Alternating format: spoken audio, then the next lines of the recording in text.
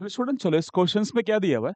A gas at pressure P not is contained in a vessel if the mass of the all molecule is half, okay, and their speed is double, then resulting pressure P is equal to, okay. Question बोला है gas container में जो gas है उसका क्या कर रहा है, इनिशियल प्रेशर P नॉट है।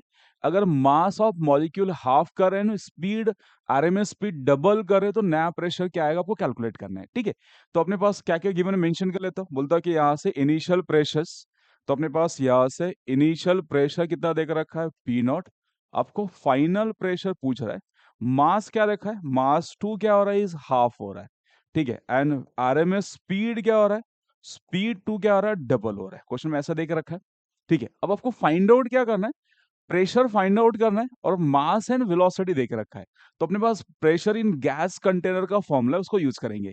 क्या है pressure in gas container, P is equal to कितना होता है, इस 1/3 it is n into M divide by L cube into V R M S का स्क्वायर, ओके।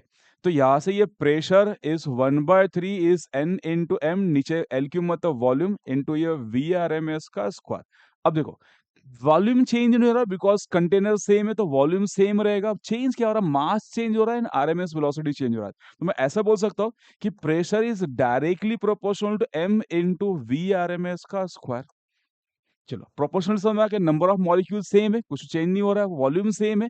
क्यों सेम है, बिकॉज ये क्लोज कंटेनर है एंड वॉल्यूम चेंज नहीं हो रहा है, ऐसा मेंशन नहीं किया हुआ है, तो वॉल्यूम को सेम ले लो, ठीक है। तो मास चेंज हो रहा है एंड स्पीड चेंज हो रहा है, तो P is directly proportional to mass and VRMS। अब इसको रेशो के फॉर्म में लिख के वैल्यू सब्स्टिट्यूट कर लेते हैं।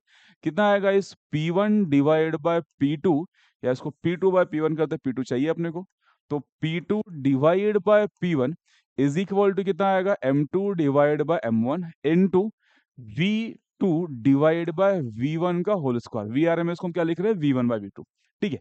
नाउ M2 कितना अपने पास, पहले P2 divide by P1 is P naught, M2 कितना अपने पास, half of M1 is half of M1 divide by M1 into कितना आएगा आपके पास, V2 का वैल्यू 2 टाइम V1, तो इस 2 time V1 divide by V1 they square, cancel करके कितना बच रहा है, इस 1/2, और 2 का स्क्वायर कितना आ रहा है यहाँ पे 4, तो इस 2, तो P2 divide bye P not 2 आ रहा है, तो P2 का वैल्यूज कितना आएगा, 2 टाइम्स P नॉट।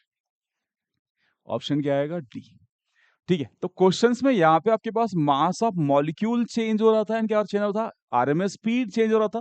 तो आपको ये वाला फॉर्मूला पता होना चाहिए कि प्रेशर का RMS speed and mass of molecule के फॉर्म में आपके पास फॉर्मूला है क्या, बस उसमें सब्स्टिट्यूट कर दो।